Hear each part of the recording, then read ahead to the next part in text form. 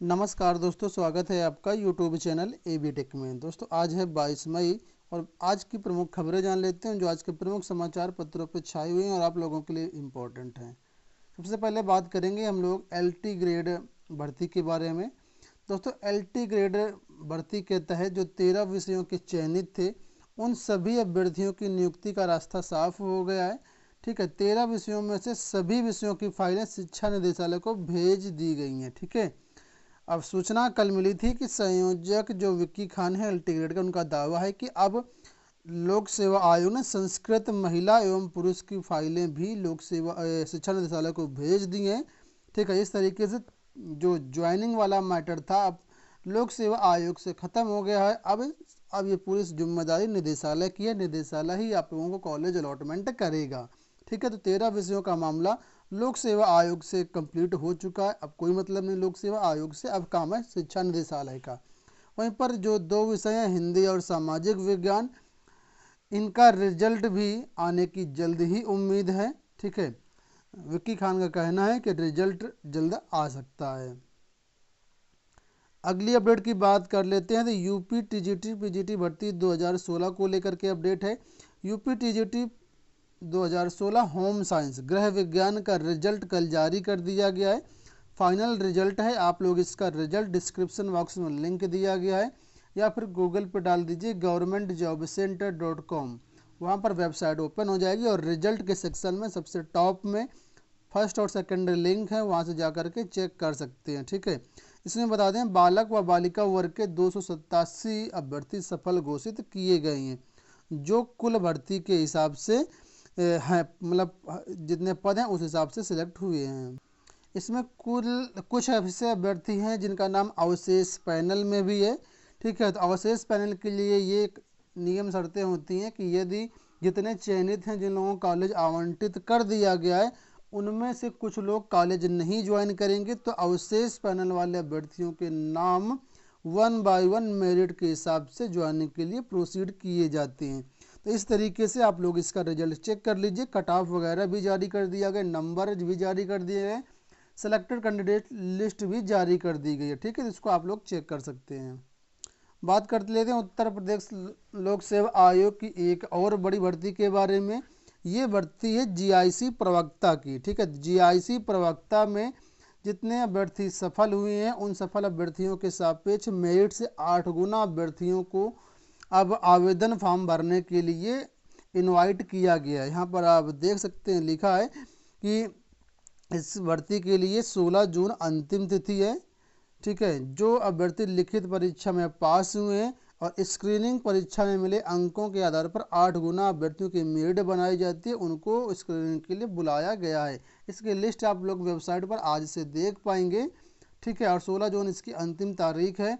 आपको बता दें ये जो भर्ती आई थी ये आई थी 14 जुलाई 2015 को इसका विज्ञापन जारी किया गया था। ठीक है, उसके बाद 25 सितंबर 2016 को इसकी स्क्रीनिंग परीक्षा कराई गई थी और उसी परीक्षा के आधार पर 8 गुना अभ्यर्थियों को सेलेक्ट किया गया आवेदन फॉर्म भरने के लिए और उसके बाद फिर 3 गुना अभ्यर्थियों को सेलेक्ट किया जाएगा इंटरव्यू के लिए। इसके बाद फाइनल रिजल्ट जारी किया जाएगा।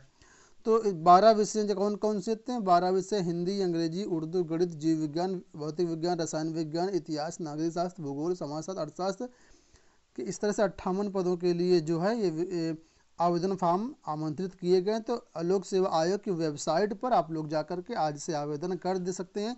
इसके लिए अखबारों में विज्ञप्ति भी जारी की गई है।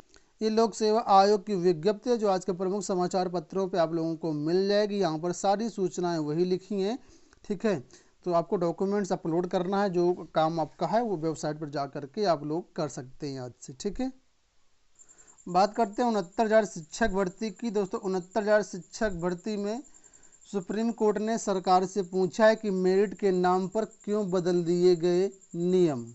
ठीक है, उत्तर प्रदेश सरकार को नोटिस जारी करके 6 जुलाई तक सुप्रीम कोर्ट ने शिक्षा मित्रों के जितने भी कैंडिडेट हैं, जो शिक्षा मित्र हैं उनके कितने कैंडिडेट आवेदन किए, कितने परीक्षा में बैठे, कितने लोग 40-45 के आधार पर पास हो रहे हैं, कुल मिलाकर के पूरा डाटा शीट सरकार से मांगा है। ठीक है, और इसमें यह भी कहा है कि अभी कोई भर्ती पर स्टे नहीं है, ठीक है। अभ्यर्थी सरकार को नोटिस जरूर जारी हुई है, लेकिन बहुत सी ऐसी अफवाहें उड़ रही थी कि भर्ती को स्टे लग गया है। तो भर्ती में कोई भी स्टे नहीं, भर्ती जिस तरीके से चल रही थी वो इसी तरीके से चलती रहेगी, लेकिन सरकार को ये सारा डाटा 6 जुलाई तक उपलब्ध कराना है और 14 जुलाई को शिक्षा मित्र मामले की अगली सुनवाई होगी, ठीक है। वहीं पर दोस्तों कल के दिन केवल 56,000 लोगों ने आवेदन किया है 69,000 शिक्षक भर्ती में। इस तरीके से कुल मिलाकर के 80,000 अभ्यर्थियों ने अब तक आवेदन कर दिया है। बहुत से ऐसे मित्र हैं जो कह रहे हैं सर वेबसाइट नहीं चल रही है, तो वेबसाइट पहले से ठीक चल रही है, आप लोग आवेदन कर सकते हैं। कुछ डाउट्स भी हैं अभ्यर्थियों के, जैसे कि उन्होंने आवेदन फॉर्म भरा तो एक बार OTP आया, दोबारा OTP नहीं आया। कुछ लोगों का कहना है कि अभी हमारा फॉर्म भरा या नहीं भरा। तो मैं आप सबको यह बताना चाहता हूँ कि एक बार OTP आया, 2 बार OTP आया, उससे मतलब नहीं है। आपको मतलब ये है कि फॉर्म भरने के बाद आपका प्रिंट आउट निकल आना चाहिए। अगर प्रिंट आउट आपके पास है तो इसका मतलब फॉर्म भर गया है, चाहे प्रिंट आउट डायरेक्टली निकल आए या स्टेप 3 में जा कर के निकले, आपके पास प्रिंट आउट होना चाहिए, ठीक है। वहीं पर दोस्तों मोबाइल नंबर अपडेट को लेकर के अभी तक फाइनल विज्ञप्ति तो नहीं जारी हुई, लेकिन वेबसाइट पर ईमेल आईडी एक जारी हुई है। ईमेल आईडी पर आप लोग जो भी मोबाइल नंबर संशोधन है या किसी प्रकार की अन्य समस्या है तो उसके लिए वहां पर आप लोग मेल कर सकते हैं। मेल करते समय ध्यान रखिएगा, अपनी सारी सूचनाएं दीजिएगा। हो सके तो अपना एप्लीकेशन फॉर्म भी अटैच कर दीजिएगा और एक ID प्रूफ भी आप लोग ईमेल में अटैच करके भेजिएगा, जिससे उनको पता चल सके कि आप ही कैंडिडेट हो ओरिजिनल, कोई दूसरा तो चेंज नहीं करवा रहा है, ठीक है। तो इस चीज़ का ध्यान रखिएगा। एप्लीकेशन प्रिंट आउट और एक ID प्रूफ आप लोग अटैच करके भेजिएगा। और जो आपका ओल्ड मोबाइल नंबर है वो तो फॉर्म में लिखा होगा, जो नया मोबाइल नंबर आपको अपडेट कराना है वो भी भेजिएगा। उम्मीद है कि 24 घंटे के अंदर आप लोगों का मोबाइल नंबर वाला जो अपडेट की समस्या है वो सॉल्व हो जाएगी।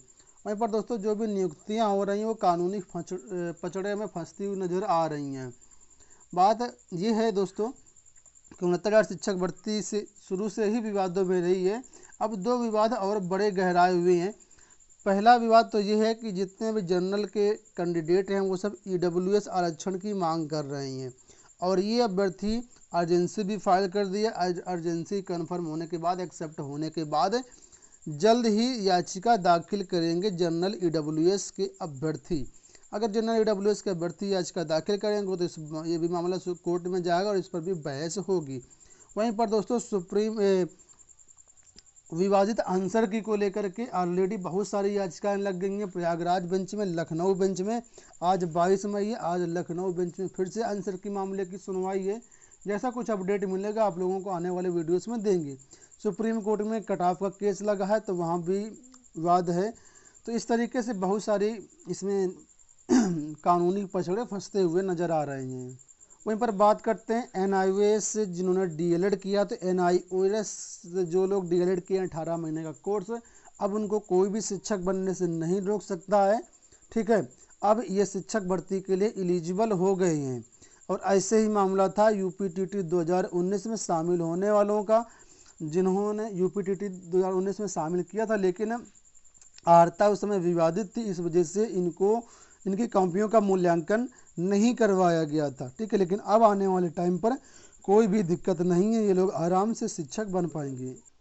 अगली अपडेट की बात करते हैं तो PCS 2020 को लेकर के अपडेट है। PCS 2020 में इस समय ऑनलाइन आवेदन स्टार्ट है।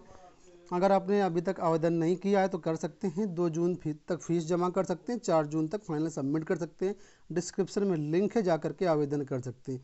अब तक यहाँ पर संख्या कुल मिलाकर के 4 लाख के पार हो चुकी है। फाइनल अगर करने वाले आवेदकों की संख्या की बात करें तो अब तक 3.5 लाख से अधिक अभ्यर्थियों ने पूरी तरीके से फाइनल आवेदन कर दिया है।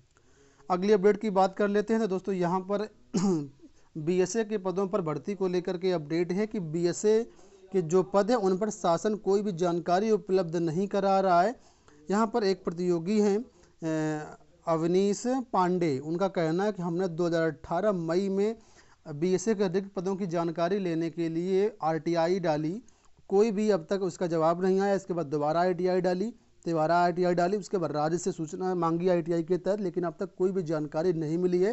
तो इनका आरोप ये है कि जिस तरह BDO के पदों पर भ्रष्टाचार किया जा रहा है, प्रतिनियुक्ति के आधार पर भर्ती हो रही है, उसी तरीके से बीएसए के पदों पर भी भ्रष्टाचार करने की आशंका है। इसके मामले में सीएम को हस्तक्षेप करते हुए एक पत्र भेजा है। ठीक है, तो अगर ये पद भी हैं, खाली हैं, तो इनको भी पीसीएस के तहत भरा जा सकता है, लेकिन शासन ऐसा नहीं कर रहा है, इसलिए भ्रष्टाचार के यहाँ पे आरोप लग रहे हैं।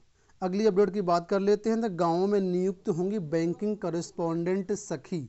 ठीक है, गांव में जितनी भी महिलाएं उनके लिए विशेष भर्ती हो रही है दोस्तों, और इसमें सभी महिलाओं को नियुक्ति मिलेगी, लेकिन ये एक तरीके से इसमें शुरुआत में आपको वेतन दिया जाएगा और उसके बाद आपको कमीशन के आधार पर यहाँ पर सैलरी वगैरह बनेगी। ठीक है, तो इसके लिए यहाँ पर गाइडलाइंस दिया गया है कि 58,000 प्रतिनिधियों की तैनाती की जाएगी और इसके तहत शुरुआत में आपको 4,000 रुपये मिलेंगे, प्लस बैंक से कमीशन आपको अलग से मिलेगा। ठीक है, तो इस तरीके से योजनाएं चल रही हैं। अगर आप इसके लिए ज़्यादा जानकारी करने के इच्छुक हैं, दैनिक जागरण पेपर दे सकते हैं, या इसके लिए मैं अलग से वीडियो बना दूंगा। आशा करते हैं वीडियो पसंद आया होगा। वीडियो को लाइक और शेयर कर दीजिएगा। धन्यवाद।